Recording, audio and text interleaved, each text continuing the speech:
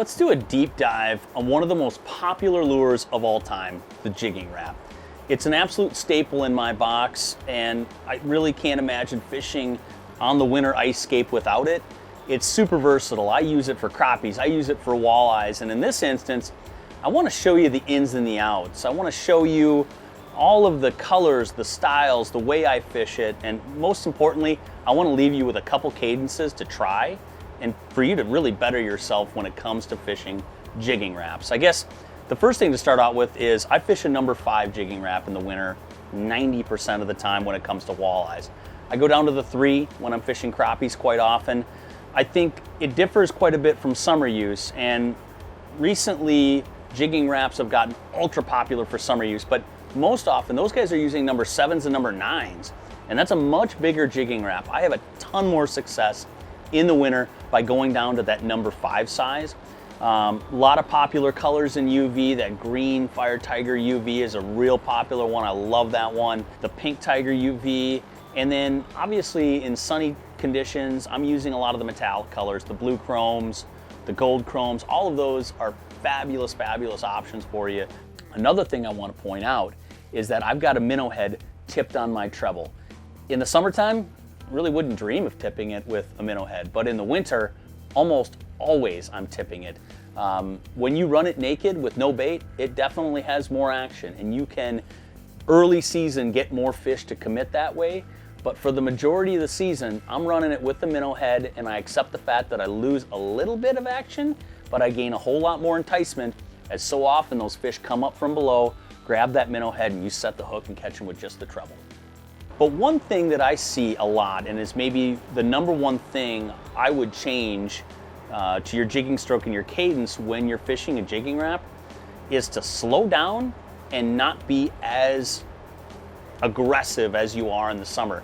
When we're fishing these things in the summer, we're ripping the rod way up. I mean, we're getting big old swings.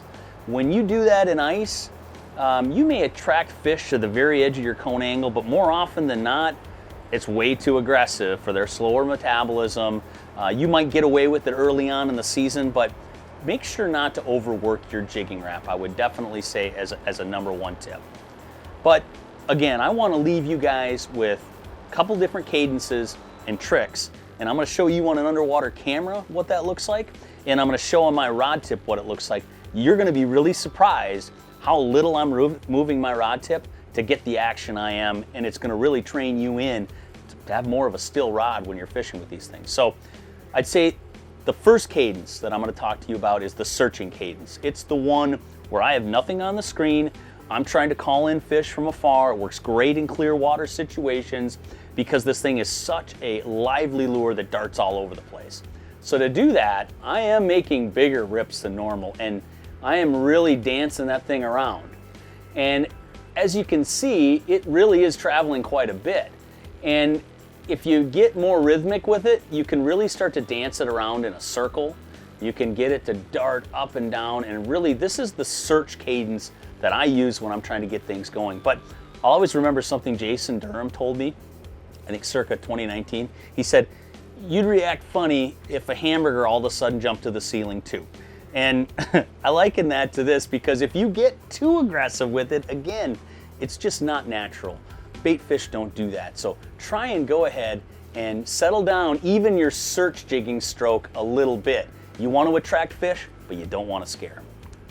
All right, number 2. The number 2 cadence that I want to do, we got to remember that there's a lot of great call baits, a lot of great search baits out there. I think of the slab Rap, I think of the rippin' Rap, but those are plastic lures and they have a slower fall rate. The jigging Rap is a big hunk of lead and it's a destroyer down there. It's a wrecking ball. So when you're in mud situations, you can stir up the bottom, and unlike anything else, you can go all the way around and really stir up bottom, left, right, search all over the place with that bait, really cover a ton of underwater ground. And at the end of all that messing around, you've created a large cloud underwater that's going to attract fish in from a long distance just to see what the heck is going on. In rocky environments, that bang and that clank and that clack as it's banging into, maybe it's zebra mussels, maybe it's just rocks down on the bottom, really creates a lot of noise. So that, pound in the ground with the jigging Rap, is definitely going to be my number 2 cadence for you to try out. Okay, next we're going to start getting a little bit more finesse. And I started aggressive, and I'm going to work my way more and more finesse. As you get later into midwinter, one thing that works really well is the slow lift and then the drop. And you'll see that it always drops at a kind of a diagonal swing. So a slow lift and a drop.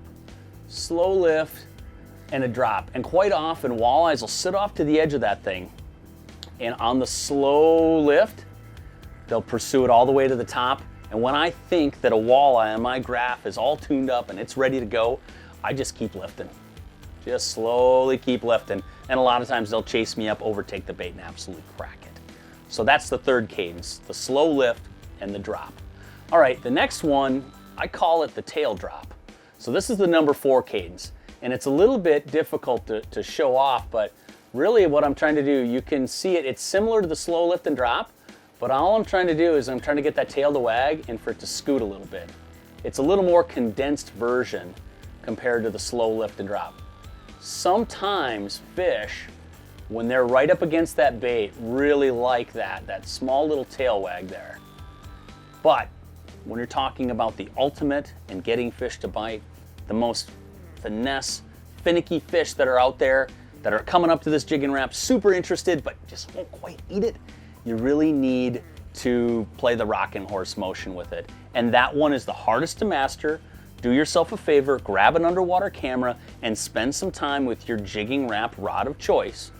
And literally, I mean, you're just barely moving the rod. I would challenge you, as you look at the video here, to even detect that I'm moving my rod just so subtly. That right there, that quiver, that's what gets fish to seal the deal. And once you master that with the jigging Rap, and once you combine all of these jigging strokes, you're going to be able to attract fish into the area. You're going to be able to visually entice them as they get ultra aggressive, and then as you lift slowly and just barely quiver, some people tap on the rod to get that done. As you do that, you're going to get these fish to seal the deal, crack that bait, and you're going to find the jigging Rap to be one of your all-time favorites, just like it is mine. On the line side of things, when it comes to a jigging Rap, I really like fishing fluorocarbon. I use the Suffix Ice Fluoroclear, and I use poundages kind of in that 6-7 pound range for 2 reasons. The first is that's quite typical for what I need for tensile break strength when it comes to walleye fishing. 6 pound test on any good rod and reel, decent drag system, you're going to land your fish as long as you're fishing it well and doing it appropriately. But the second reason is I want my ice line to have a little bit of firmness without it being too firm. If it's too firm, it tends to have memory and coiling up issues. Yet at the same time, if it's too limber, too pliable, especially with jigging Raps and how erratic they are, that hook can come up and snag and foul in really limber line sets. So that's really why I like it in that 6 and 7 pound range. And one more thing, when it comes to fishing in line and keeping from tangles and keeping your lure looking and acting the way it needs to, is a swivel is pretty much standard issue for fishing jigging Raps. You can tie it in anywhere you really want. I prefer at least 6 inches up, but more often I'm tying it 12, 14, 16 inches up from the lure just to keep it out of fish's way, especially in clear water. So go ahead, try those line sizes, make sure you use a swivel, and I think you'll be happy with the performance.